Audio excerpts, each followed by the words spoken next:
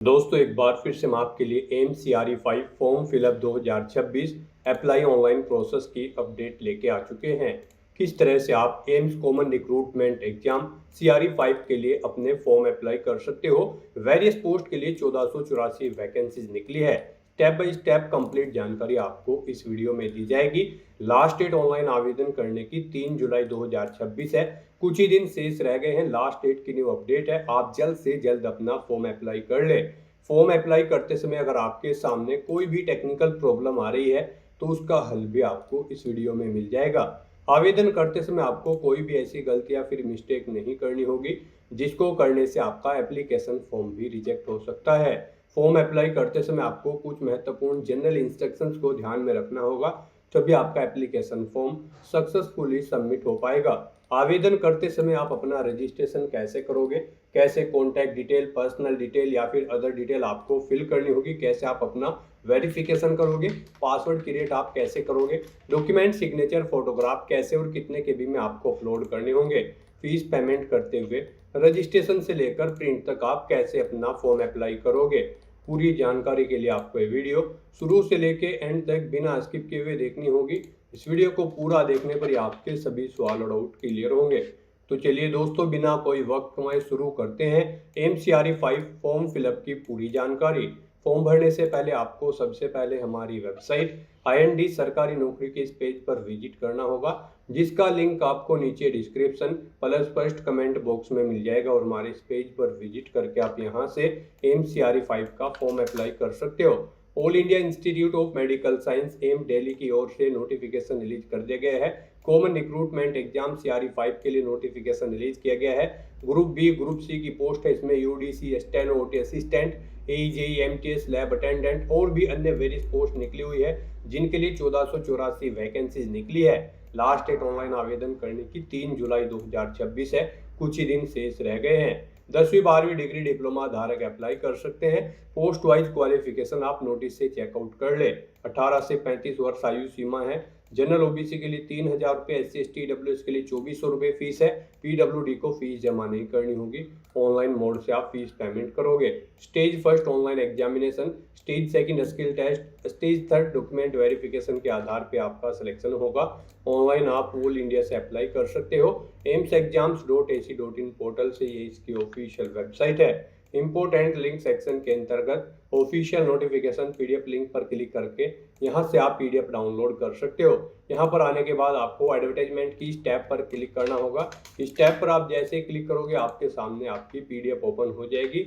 इसमें आपको यहाँ पर सबसे पहले कुछ इंपोर्टेंट नोटिस दे दिए गए हैं। लास्ट डेट आवेदन करने की और इम्पोर्टेंट डेट आप चेकआउट कर सकते हो, कब आपका एग्जाम कंडक्ट होगा, कब से आप अपना एडमिट कार्ड डाउनलोड कर सकते हो, कब से कब तक आपके फॉर्म भरे जाएंगे।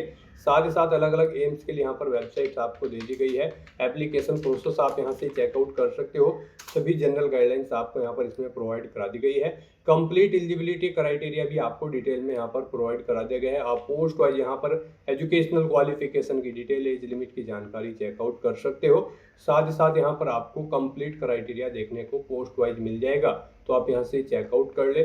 फॉर्म अप्लाई करने के लिए भी कुछ जनरल गाइडलाइंस आपको दे दी गई, जैसे कि डॉक्यूमेंट सिग्नेचर फोटोग्राफ अपलोड करने के लिए क्या आपके लिए गाइडलाइंस है, कितना साइज होना चाहिए अपलोड करने के लिए और कितने केबी में आप यहाँ पर अपलोड कर सकते हो, कैसे आप अपने डॉक्यूमेंट्स अपलोड कर सकते हो, रजिस्ट्रेशन से लेकर प्रिंट तक आप कैसे अपना फॉर्म अप्लाई कर सकते हो। स्टेप बाय स्टेप कंप्लीट जानकारी आपको इस वीडियो में दी जाएगी। तो आपको अप्लाई करने से पहले नोटिफिकेशन की PDF पूरा पढ़ना अनिवार्य है। इसको पूरा पढ़ने से ही आपके सभी सवाल और डाउट क्लियर होंगे। PDF रीड आउट करने के बाद में आपको अप्लाई ऑनलाइन के इस लिंक पर क्लिक करना होगा, तो आपके सामने ऑनलाइन आवेदन करने का ये ऑफिशियल पोर्टल ओपन हो जाएगा। गाइस, यहाँ पर अगर आपने इस वेबसाइट पर पहले से रजिस्ट्रेशन कर रखा है तो आपको लॉगिन टू अप्लाई के इस ऑप्शन पर क्लिक करना है। आपके सामने लॉगिन का इंटरफेस ओपन होगा। यहाँ पर आपको अपनी कैंडिडेट ID या फिर मोबाइल नंबर एंटर करना है, अपना पासवर्ड आपको एंटर करना है और उसके बाद लॉगिन की स्टेप पर क्लिक करते हुए आपको लॉगिन करके अपना फॉर्म अप्लाई कर लेना है। और अगर आप इस भर्ती के लिए फर्स्ट टाइम अप्लाई करने जा रहे हो या फिर इस पोर्टल के थ्रू आप किसी भी भर्ती के लिए फर्स्ट टाइम अप्लाई करने जा रहे हो, तो सबसे पहले यहाँ पर आपको अपना अकाउंट क्रिएट करना होगा। उसके लिए आपको क्रिएट ए न्यू अकाउंट के इस टैब पर क्लिक करना है। फिर आपके सामने यहाँ पर कुछ इस तरह से इंटरफेस ओपन होगा। अब यहाँ पर आपको अपने रजिस्ट्रेशन में 4 चीज़ें प्रोवाइड करनी है। सबसे पहले यहाँ पर आपको अपनी कॉन्टैक्ट डिटेल देनी है, उसके बाद यहाँ पर आपको अपना वेरिफिकेशन करना है, फिर आपको अपनी पर्सनल डिटेल देनी है और फिर पासवर्ड क्रिएट करते हुए यहाँ पर आपको अपना रजिस्ट्रेशन कर लेना है। तो सबसे पहले यहाँ पर आपको अपनी कॉन्टैक्ट डिटेल देनी है। इसमें आपको सबसे पहले अपना मोबाइल नंबर एंटर करना है, उसे एक बार फिर से एंटर करके कन्फर्म कर लेना है। अपनी ईमेल आईडी आपको एंटर करनी है, उसे भी एक बार फिर से एंटर करके कन्फर्म कर लेना है। उसके बाद आपको जनरेट ओटीपी के इस ऑप्शन पर क्लिक करना है। फिर आपके रजिस्टर्ड मोबाइल नंबर और ईमेल आईडी पर ओटीपी आए होंगे, वो ओटीपी आपको यहाँ पर एंटर करने हैं और उसके बाद वेरीफाई टू प्रोसीड के इस ऑप्शन पर क्लिक करते हुए आपको अपना मोबाइल नंबर और ईमेल आईडी वेरीफाई कर लेने हैं। इस तरह से यहाँ पर आपकी कॉन्टैक्ट डिटेल कंप्लीट हो जाएगी। फिर यहाँ पर आपको अपना वेरिफिकेशन करना है। अब आपको सबसे पहले इस चेकबॉक्स को ओके करना है कि आपकी एज यहाँ पर 18 साल से ज़्यादा है। उसके बाद यहाँ पर आप डिजी लॉकर के थ्रू अपना वेरिफिकेशन कर सकते हो और अगर आप डिजी लॉकर के थ्रू अपना वेरिफिकेशन नहीं करना चाहते हैं तो फिर यहाँ पर आप I want to proceed without authentication के इस चेकबॉक्स को ओके करेंगे और उसके बाद गाइड आप यहाँ पर कंटिन्यू के इस ऑप्शन पर क्लिक करेंगे और फिर यहाँ पर आपको अपनी पर्सनल डिटेल देनी होगी। और गाइज अगर आप यहाँ पर डिजी लॉकर के थ्रू अपना वेरिफिकेशन करना चाहते हैं तो आपको इस चेकबॉक्स को ओके नहीं करना है और फिर बस यहाँ पर अब आपको वेरिफिकेशन थ्रू डिजी लॉकर के इस ऑप्शन पर क्लिक करना है। फिर यहाँ पर आपको डिजी लॉकर के इंटरफेस पर डायरेक्ट कर दिया जाएगा। अब गाइज आपको यहाँ पर अगर आपने अपना अकाउंट क्रिएट कर रखा है तो आपको लॉगिन करके यहाँ पर डिजी लॉकर पर अपना ऑथेंटिकेशन कर लेना है और अगर आपने डिजी लॉकर की वेबसाइट पर अकाउंट क्रिएट नहीं कर रखा है तो आपको पहले डिजी लॉकर की वेबसाइट पर जाकर अपना अकाउंट क्रिएट करना होगा। उसके बाद यहाँ पर आपको अपना वेरिफिकेशन करना होगा। आप गूगल पर जाएँ, डिजी लॉकर टाइप करें, डिजी लॉकर की वेबसाइट ओपन होगी और उसमें वहाँ पर आप अपना रजिस्ट्रेशन कर ले। तो यहाँ पर अब आपको अपना वेरिफिकेशन करने के लिए स्टार्ट वेरिफिकेशन के इस ऑप्शन पर क्लिक करना है। उसके बाद यहाँ पर आपको अपना आधार नंबर एंटर करना है। यहाँ पर आप अपना आधार नंबर एंटर करें और उसके बाद नेक्स्ट के इस ऑप्शन पर क्लिक करें। फिर आपके रजिस्टर्ड मोबाइल नंबर पर जिससे आपका आधार लिंक है उस पर एक ओटीपी आया होगा, वो ओटीपी आपको यहाँ पर एंटर करना है और उसके बाद सबमिट के इस ऑप्शन पर क्लिक करना है। फिर यहाँ पर आपको अपना 6 डिजिट का सिक्योरिटी पिन एंटर करना है जो आपने डिजी लॉकर अकाउंट पर अपना अकाउंट क्रिएट करते समय क्रिएट किया था, वो पिन यहाँ पर आपको एंटर करना है और उसके बाद आपको डन के इस ऑप्शन पर क्लिक करना है। और गाइज अगर आप अपना पिन भूल चुके हो तो फिर यहाँ पर आपको फॉरगॉट माई पिन के इस ऑप्शन पर क्लिक करते हुए अपना पिन रीसेट कर लेना है और उसे यहाँ पर एंटर करते हुए आपको डन करना है। फिर यहाँ पर आपके सामने कुछ इस तरह से इंटरफेस ओपन होगा। अब यहाँ पर आपको इशू डॉक्यूमेंट में इस चेकबॉक्स को ओके करना है और पर्पस बताना है। यहाँ पर आप वेरिफिकेशन सेलेक्ट कर सकते हैं और उसके बाद गाइज आपको अलाउ के इस ऑप्शन पर क्लिक करते हुए अपना वेरिफिकेशन कर लेना है। इस तरह से यहाँ पर आपका वेरिफिकेशन सक्सेसफुली कंप्लीट हो जाएगा। अब गाइज आपको यहाँ पर कंटिन्यू के इस ऑप्शन पर क्लिक करना है। फिर यहाँ पर आपको अपनी पर्सनल डिटेल प्रोवाइड करनी है। यहाँ पर आपकी डिटेल आपके आधार से फैच कर ली गई है वेरिफिकेशन के थ्रू, जैसे कि आपका नाम, आपका फादर का नाम, आपका जेंडर, आपकी डेट ऑफ बर्थ। यहाँ पर अगर आप डिजी लॉकर से अपना डाटा फैच करना चाहते हैं तो आप इस चेकबॉक्स को ओके कर देंगे। ऑटोमेटिकली आपका डाटा आपके डिजी लॉकर अकाउंट प्रोफाइल पर जो डाटा आपने प्रोवाइड कराया है उससे फैच करके यहाँ पर फिल कर दिया जाएगा। और गाइज अगर आप अपनी 10वीं क्लास के अकॉर्डिंग यहाँ पर अपने डेटा की डिटेल देना चाहते हैं तो फिर यहाँ पर आप मैन्युअली एंटर कर सकते हैं अपनी डिटेल। इसे आप चेंज करना चाहते हैं तो आप अपनी 10वीं की मार्कशीट के अकॉर्डिंग यहाँ पर इसमें आप चेंज कर सकते हैं। तो यहाँ पर बस अब आपको अपनी मदर का नाम एंटर करना है। फिर यहाँ पर आपको आपके आधार के अकॉर्डिंग आपका जेंडर ऑटोमेटिकली सिलेक्टेड मिलेगा। आपकी डेट ऑफ बर्थ भी आपको ऑटोमेटिकली यहाँ पर फील्ड मिलेगी। फिर यहाँ पर बस आपको अपना मैरिटल स्टेटस सेलेक्ट करना है, आप मैरिड हो या फिर अनमैरिड। आप इनमें से ऑप्शन सेलेक्ट करें और उसके बाद कंटिन्यू के इस ऑप्शन पर क्लिक कर दें। इस तरह से यहाँ पर आपकी पर्सनल डिटेल का सेक्शन कंप्लीट हो जाएगा। फिर गाइस यहाँ पर आपको अपना पासवर्ड क्रिएट करना है। पासवर्ड के लिए आपको कुछ गाइडलाइन दी गई है। पासवर्ड आपका 8 से 10 कैरेक्टर के बीच में होना चाहिए, अल्फा न्यूमेरिक फॉर्मेट में होना चाहिए। मीन्स आपके पासवर्ड में कम से कम एक अपर केस कैरेक्टर, एक लोअर केस कैरेक्टर, एक इंटीजर नंबर और एक स्पेशल कैरेक्टर जैसे कि @ हैश या फिर डॉलर होना चाहिए। तो इस फॉर्मेट में यहाँ पर आपको अपना कोई एक पासवर्ड एंटर करना है। वही पासवर्ड आपको कन्फर्म पासवर्ड फील्ड में एंटर करना है और उसके बाद गाइज आपको यहाँ पर preview and create an account के स्टेप पर क्लिक करना है। फिर यहाँ पर आपने रजिस्ट्रेशन में जो पीछे अब तक डिटेल प्रोवाइड कराई है उसका पूरा प्रीव्यू आपको शो कर दिया गया है। आपको सभी डिटेल्स केयरफुली चेकआउट करनी है। यहाँ पर आपको एक कैंडिडेट आईडी भी दी गई है, आपको इसे केयरफुली नोट डाउन करके रख लेना है। और गाइस यहाँ पर अब आपको बस इस चेकबॉक्स को ओके करना है। कहीं पर कोई मिस्टेक है तो आप एडिट OTR डिटेल के ऑप्शन पर क्लिक करके एडिट कर सकते हैं। और अगर सभी चीज़ें ओके हैं तो बस यहाँ पर अब आपको सबमिट डिटेल के इस ऑप्शन पर क्लिक करना है। इस तरह से यहाँ पर आपका रजिस्ट्रेशन सक्सेसफुली कंप्लीट हो चुका है। आपकी रजिस्टर्ड ईमेल आईडी पर एक कैंडिडेट आईडी सबमिट की गई है। ये वाली कैंडिडेट आईडी आपको इसे केयरफुली नोट डाउन करके रख लेना है फ्यूचर यूज के लिए। और गाइस, यहाँ से आप प्रिंट के ऑप्शन पर क्लिक करके अपने रजिस्ट्रेशन का एक प्रिंट आउट भी ले सकते हैं। और फिर यहाँ पर बस अब आपको लॉग इन टू अप्लाई के इस टैब पर क्लिक करना है। फिर आपके सामने लॉगिन का ये इंटरफेस ओपन हो जाएगा। अब आपको अपनी कैंडिडेट आईडी या फिर मोबाइल नंबर यहाँ पर एंटर करना है। अपना पासवर्ड आपको एंटर करना है, जो पासवर्ड आपने क्रिएट किया था। और उसके बाद आपको लॉगिन की स्टेप पर क्लिक करते हुए अपने डैशबोर्ड में लॉगिन कर लेना है। लॉगिन करने के बाद आपके सामने आपका डैशबोर्ड कुछ इस तरह से शो होगा। अब यहाँ पर आपको एम्स CRE 5 2026 पर अप्लाई करने के लिए ऑल एप्लीकेशन के स्टेप पर क्लिक करना है। उसके बाद ऐड न्यू एप्लीकेशन के इस ऑप्शन पर क्लिक करना है। फिर आपके सामने कुछ इस तरह से इंटरफेस ओपन होगा। गाइस, यहाँ पर आपका एम्स CRE 5 2026 का फॉर्म स्टार्ट हो चुका है। सबसे पहले यहाँ पर आपको अपनी बेसिक डिटेल्स प्रोवाइड करनी है। कुछ डिटेल यहाँ पर आपको आपकी ऑटोमेटिकली फिल मिलेगी, जैसे कि आपके फादर का नाम, आपकी मदर का नाम, आपकी डेट ऑफ बर्थ, जो कि आपके OTR से फैच कर ली गई है। पीछे आपने जो डिटेल प्रोवाइड कराई थी। अब यहाँ पर आपको सबसे पहले अपनी पोस्ट सेलेक्ट करनी है। आप यहाँ पर किस पोस्ट के लिए अप्लाई करना चाहते हैं, तो आप अपनी चॉइस के अकॉर्डिंग और अपनी एलिजिबिलिटी के अकॉर्डिंग यहाँ पर पोस्ट सेलेक्ट करें। आप जिस पोस्ट के लिए अप्लाई करना चाहते हैं, तो यहाँ पर आपने जो भी पोस्ट सेलेक्ट की है उसके अकॉर्डिंग यहाँ पर आपको आपकी रिक्वायर्ड क्वालिफिकेशन और आयु सीमा प्रोवाइड करा दी गई है। आपके पास ये क्वालिफिकेशन और ये आयु सीमा आपकी होनी चाहिए। यहाँ पर साथ ही साथ आपको इंस्टीट्यूट का नाम भी दे दिया गया है। इस पोस्ट के लिए किस किस इंस्टीट्यूट में नंबर ऑफ वैकेंसीज निकली हुई है। तो यहाँ पर अगर आपके पास ये क्वालिफिकेशन है, आपकी आयु सीमा इस आयु सीमा के बीच में है, तो आप अप्लाई कर सकते हैं। उसके लिए आपको अब इस पेज को नीचे स्क्रॉल करना है। और यहाँ पर अब आपसे पूछा गया है, ऊपर जो क्वालिफिकेशन दी गई है उनमें से आपके पास कौन सी क्वालिफिकेशन है, वो क्वालिफिकेशन यहाँ पर आप सिलेक्ट करें। आप अपने अकॉर्डिंग आपकी जो भी क्वालिफिकेशन है वो क्वालिफिकेशन यहाँ पर आप सिलेक्ट कर लें। उसके बाद आप इस पेज को नीचे स्क्रॉल करें। फिर यहाँ पर आपको आपके फादर और मदर का नाम ऑटोमेटिकली फिल मिलेगा, जो कि आपके OTR से फैच कर लिया गया है। उसके बाद आपको यहाँ पर अपना जेंडर सेलेक्ट करना है, मेल, फीमेल या फिर थर्ड जेंडर। ये भी आपको यहाँ पर आपका ऑटोमेटिकली फिल मिलेगा, जो कि आपने OTR में प्रोवाइड कराया था। फिर आपसे पूछा गया है कि क्या आप PWBD कैटेगरी कैंडिडेट हैं, अगर हैं तो आप यस करेंगे। और फिर यहाँ पर आई एग्री की चेकबॉक्स को ओके करेंगे, कंफर्म करेंगे और अपनी डिसेबिलिटी की डिटेल यहाँ पर प्रोवाइड कराएंगे। यहाँ पर आप कौन सी फैसिलिटी चाहते हैं एग्जाम में पार्टिसिपेट करने के लिए, यहाँ पर आप ऑप्शन सेलेक्ट करें। आपकी PWBD की परसेंटेज कितनी है वो आप सेलेक्ट करें। अपनी PWBD कैटेगरी आप सेलेक्ट करें। और अगर आप PWBD कैंडिडेट नहीं हैं तो आप सिंपली नो ऑप्शन सेलेक्ट कर लेंगे। उसके बाद यहाँ पर आपको अपनी कैटेगरी सेलेक्ट करनी है, आप जिस कैटेगरी से बिलोंग करते हैं।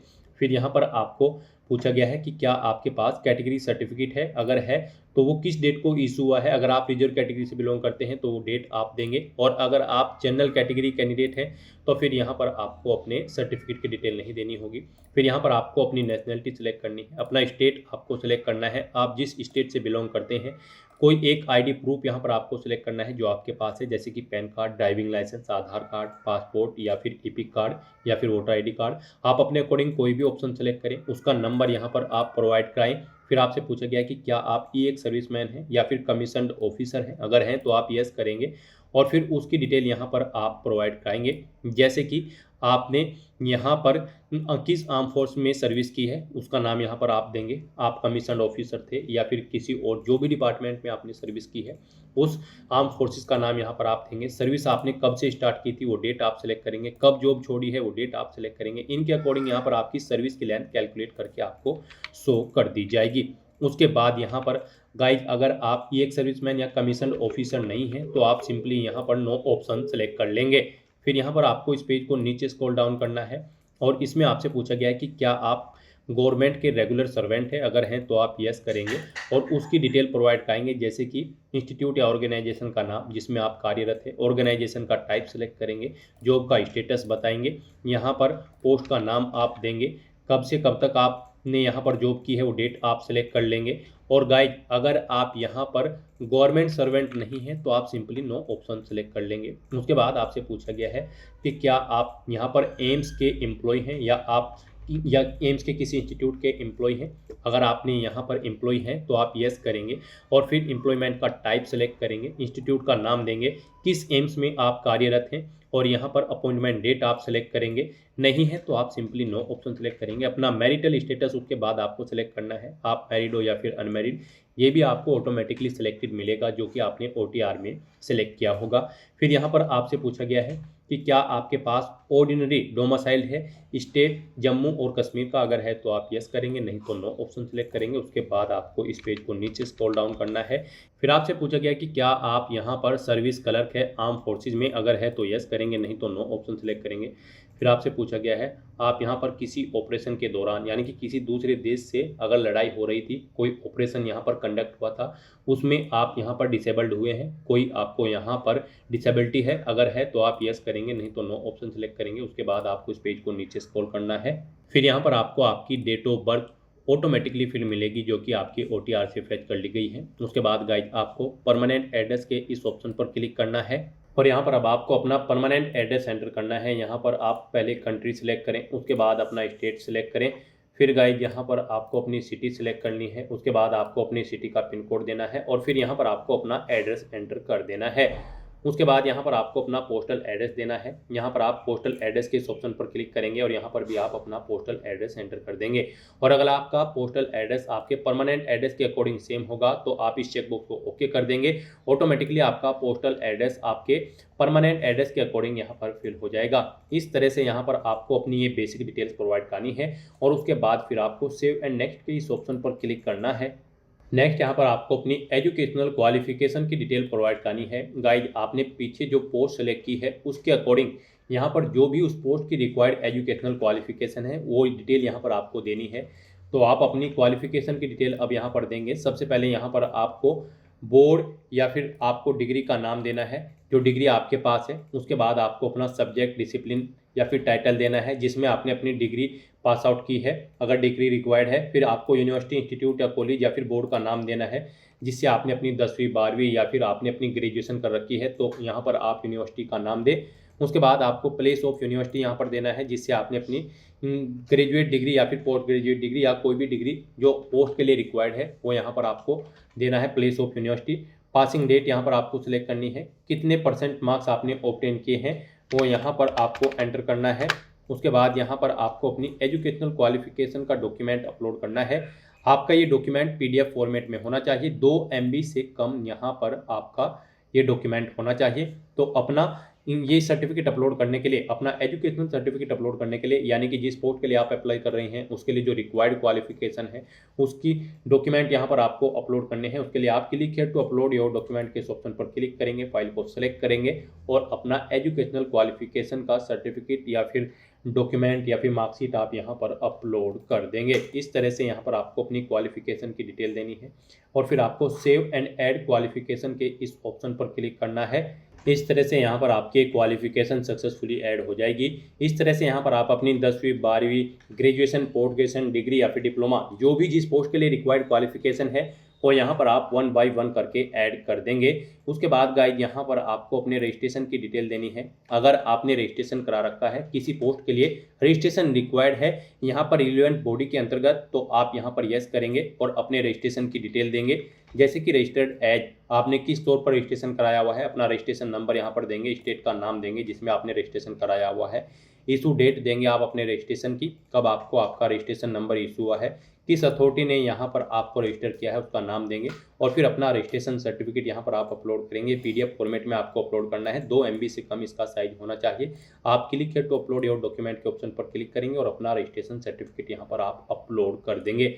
और गाइड यहाँ पर अगर आपने रजिस्ट्रेशन रिक्वायर्ड नहीं है, किसी भी पोस्ट के लिए आपने रजिस्ट्रेशन भी नहीं करा रखा है और रिक्वायर्ड भी नहीं है, तो आप सिंपली नो ऑप्शन सेलेक्ट करेंगे और फिर गाइड आप यहाँ पर सेव एंड नेक्स्ट के इस ऑप्शन पर क्लिक कर देंगे। रिक्वायर्ड है तो आप अपना रजिस्ट्रेशन प्रोवाइड करते हुए भी सेव एंड नेक्स्ट के इसी ऑप्शन पर क्लिक कर देंगे।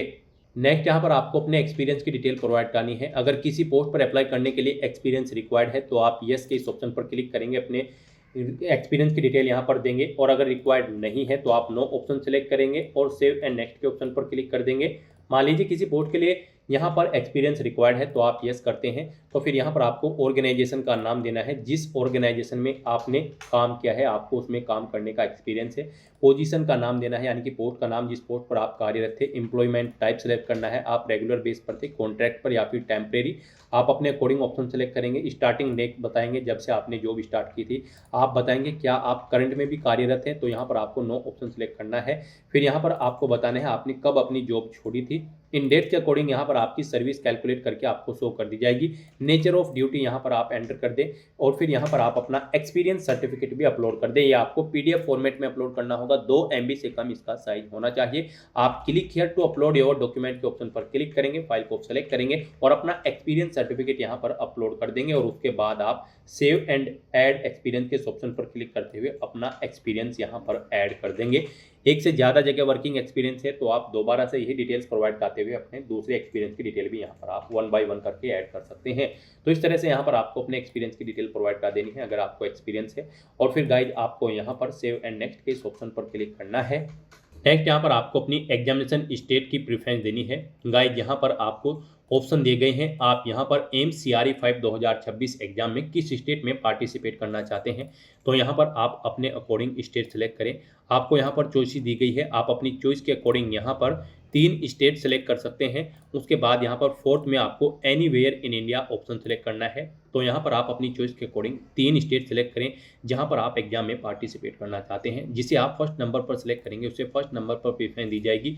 मोस्ट प्रोबेबली यहाँ पर आपका एग्जाम कंडक्ट होगा, तो आप अपनी चॉइस के अकॉर्डिंग 3 स्टेट सेलेक्ट करें और उसके बाद फिर गाइड आप यहाँ पर सेव एंड नेक्स्ट के इस ऑप्शन पर क्लिक कर दें। नेक्स्ट यहाँ पर आपको अपने डॉक्यूमेंट अपलोड करने हैं। गाइड यहाँ पर अगर आप कार्यरत हैं किसी ऑर्गेनाइजेशन में तो यहाँ पर आपको नो ऑब्जेक्शन सर्टिफिकेट अपलोड करना होगा। ये आपका 2 MB से कम होना चाहिए, पीडीएफ फॉर्मेट में होना चाहिए। मोस्टली यहाँ पर आपके सभी डॉक्यूमेंट पीडीएफ फॉर्मेट में होने चाहिए और 2 MB से कम उनका साइज होना चाहिए। तो यहाँ पर आपको अपना NOC no objection certificate upload करना है। अगर आप कहीं पर कार्यरत थे, आपको एक्सपीरियंस है, तो यहाँ पर आपको अपना NOC अपलोड करनी है। क्लिक है टू अपलोड योर डॉक्यूमेंट के इस ऑप्शन पर क्लिक करें, फाइल को सिलेक्ट करें और अपना ये सर्टिफिकेट यहाँ पर आप अपलोड कर दें। उसके बाद यहाँ पर आपको अपना date of birth certificate upload करना है। इसमें आप अपना यहाँ पर बर्थ सर्टिफिकेट या फिर 10वीं की मार्कशीट अपलोड कर सकते हैं। इसके लिए भी आपको क्लिक है टू अपलोड के ऑप्शन पर क्लिक करना है, फाइल को सिलेक्ट कर लेना है और अपना यहाँ पर डेट ऑफ बर्थ सर्टिफिकेट आपको अपलोड कर देना है। ये भी आपका पीडीएफ फॉर्मेट में होना चाहिए, 2 MB से कम इसका साइज होना चाहिए। इस तरह से अपने सर्टिफिकेट अपलोड करने के बाद फिर आपको यहाँ पर अपना फोटो अपलोड करना है। आप यहाँ पर अपलोड प्रोफाइल फोटो के इस ऑप्शन पर क्लिक करेंगे और यहाँ पर आप अपना फोटो अपलोड करेंगे। इसके लिए भी आपको गाइडलाइन दी गई है, आपका ये फोटो यहाँ पर JPG या फिर JPEG या फिर WEBP या फिर PNG फॉर्मेट में होना चाहिए और यहाँ पर 2 MB से कम इसका साइज होना चाहिए। आपका फोटो यहाँ पर 6 महीने से ज़्यादा पुराना नहीं होना चाहिए। तो उसके लिए आपको यहाँ पर इस चेकबॉक्स को ओके करना है कि आपका फोटो यहाँ पर 6 महीने से ज़्यादा पुराना नहीं है। यहाँ पर आपका जो फोटो होगा गाइड वो यहाँ पर कलर्ड होना चाहिए, उसमें आपका फेस बिल्कुल क्लियर शो होना चाहिए। उसकी जो डायमेंशन है 3.5 × 4.5 सेंटीमीटर होनी चाहिए। वाइट प्लेन बैकग्राउंड पर आपका फोटो यहाँ पर होना चाहिए। तो अपना फोटो अपलोड करने के लिए आपको यहाँ पर इस ऑप्शन पर क्लिक करना है। क्लिक है to drag file to this area to upload. उसके बाद आपको फाइल को सेलेक्ट कर लेना है और अपना पासपोर्ट साइज लेटेस्ट फोटो यहाँ पर आपको अपलोड कर देना है। उसके बाद यहाँ पर आपको अपने सिग्नेचर अपलोड करने हैं। सिग्नेचर के लिए भी आपको गाइडलाइन दी गई है, आपके सिग्नेचर JPG, JPEG, WEBP या फिर PNG फॉर्मेट में होने चाहिए। 2 MB से कम इनका साइज होना चाहिए और यहाँ पर आपके सिग्नेचर अपने होने चाहिए। तो आपको इस चेकबॉक्स को ओके करना है कि आप जो यहाँ पर ये सिग्नेचर अपलोड कर रहे हैं ये आपके अपने हैं। इनके लिए भी आपको गाइडलाइन दी गई है। यहाँ पर आपके सिग्नेचर का जो साइज है वो गाइड यहाँ पर आपको एक बॉक्स ड्रॉ करना होगा जिसका साइज 6.3 सेंटीमीटर होना चाहिए। 6 उसकी विड्थ और हाइट 3 सेंटीमीटर होनी चाहिए एक बॉक्स की और उसमें आपको अपने सिग्नेचर करने हैं। यहाँ पर आपको ब्लैक या फिर ब्लू इंक पेन से अपने सिग्नेचर करने हैं। कैपिटल लेटर्स में आपको अपने सिग्नेचर नहीं करने हैं। तो यहाँ पर अपने सिग्नेचर भी अपलोड करने के लिए आपको क्लिक और drag file to this area to upload के इस ऑप्शन पर क्लिक करना है, फाइल को सिलेक्ट कर लेना है और अपने सिग्नेचर यहाँ पर आपको अपलोड कर देने हैं। उसके बाद गाइड यहाँ पर आपको अपना लेफ्ट थंब इंप्रेशन अपलोड करना है। इसके लिए भी आपको गाइडलाइन दी गई है, आपका जो ये डॉक्यूमेंट है ये JPG, JPEG, WEBP या फिर PNG फॉर्मेट में होना चाहिए। 2 MB से कम इसका साइज होना चाहिए। यहाँ पर आपसे कहा गया है कि आपका लेफ्ट थंब इंप्रेशन आपका अपना होना चाहिए। उसके लिए आपको इस चेकबॉक्स को ओके करना है। आपको एक बॉक्स में 4 गुना 3 के एक बॉक्स क्रिएट करना है और उसमें यहाँ पर आपको अपना लेफ्ट थंब इम्प्रेशन करना है। ब्लू या फिर ब्लैक इंक पैड से यहाँ पर आपको अपना लेफ्ट थंब इम्प्रेशन करना होगा और फिर यहाँ पर उसे अपलोड कर देना होगा। तो गाइज आपको दी गई गाइडलाइंस के अकॉर्डिंग अपने डॉक्यूमेंट अपलोड करने हैं, अदरवाइज आपका फॉर्म यहाँ पर रिजेक्ट हो सकता है। अगर आपके किसी डॉक्यूमेंट का साइज कम या ज़्यादा है तो आपको गूगल पर जाना है, इमेज रिसाइजर टाइप करना है, मल्टीपल ऑनलाइन वेबसाइट ओपन हो जाएंगी। किसी भी वेबसाइट को ओपन कर ले और वहां पर आप जिस डॉक्यूमेंट का साइज दी गई गाइडलाइन के अकॉर्डिंग सेट करना चाहते हैं उसे आप अपलोड कर लें, उसका साइज सेट करें और वहां से डाउनलोड करके फिर यहाँ पर आप अपलोड कर दें। इस तरह से अपने डॉक्यूमेंट यहाँ पर अपलोड करने के बाद गाइज फिर आपको सेव एंड नेक्स्ट के इस ऑप्शन पर क्लिक करना है। नेक्स्ट यहाँ पर आपको आपकी कैटेगरी के अकॉर्डिंग एप्लीकेशन फीस का अमाउंट देखने को मिल जाएगा। तो गाइज यहाँ पर अब आपको अपनी कैटेगरी के अकॉर्डिंग फीस पेमेंट करना है। उसके लिए अब आप ऑनलाइन पेमेंट SBI के टैब पर क्लिक करें। उसके बाद गाइज आपके सामने ये पॉपअप शो होगा। अब आप कंटिन्यू टू प्रोसीड के इस ऑप्शन पर क्लिक करें। फिर आपके सामने फीस पेमेंट का ये इंटरफेस ओपन होगा। गाइज यहाँ पर आप डेबिट कार्ड, क्रेडिट कार्ड या फिर नेट बैंकिंग के माध्यम से अपना फीस पेमेंट कर सकते हैं। तो यहाँ पर आप अपनी चॉइस के अकॉर्डिंग जैसे भी फीस पेमेंट करना चाहते हैं फीस पेमेंट करें। यहाँ पर अगर आप डेबिट कार्ड के थ्रू फीस पेमेंट करना चाहते हैं, स्टेट बैंक का है तो state bank debit card option select करेंगे, किसी अन्य बैंक का है तो अदर बैंक डेबिट कार्ड आप ऑप्शन सेलेक्ट कर लेंगे। उसके बाद आपके सामने कुछ इस तरह से इंटरफेस शो होगा। अब गाइज यहाँ पर आपको कन्फर्म के इस ऑप्शन पर क्लिक करना है।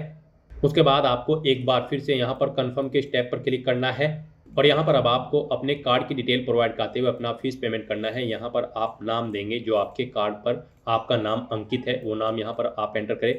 अपना कार्ड नंबर यहाँ पर आप एंटर करें, कब वो यहाँ पर एक्सपायर होगा वो डेट यहाँ पर आप एंटर करें। आपके कार्ड का 3 डिजिट का CVV नंबर यहाँ पर आप एंटर करें जो आपके कार्ड के पीछे होता है। और उसके बाद गाइज फिर आप पे के इस ऑप्शन पर क्लिक करते हुए अपना फीस पेमेंट कर दें। सक्सेसफुली फीस पेमेंट करते ही यहाँ पर आपके एप्लीकेशन फॉर्म की सभी टास्क कंप्लीट हो जाएगी। उसके बाद आपको आपके डैशबोर्ड में डायरेक्ट कर दिया जाएगा और फिर वहाँ से आपको अपने एप्लीकेशन फॉर्म का एक हार्ड कॉपी या फिर सॉफ्ट कॉपी प्रिंट आउट ले लेना है फ्यूचर यूज के लिए, फ्यूचर रेफरेंस के लिए। तो दोस्तों ऐसे आप एम्स CRE 5 2026 के लिए अपना फॉर्म अप्लाई कर सकते हो बिना कोई मिस्टेक किए हुए। आज की इस वीडियो में बस इतना ही। आई होप ये वीडियो आपको पसंद आई होगी।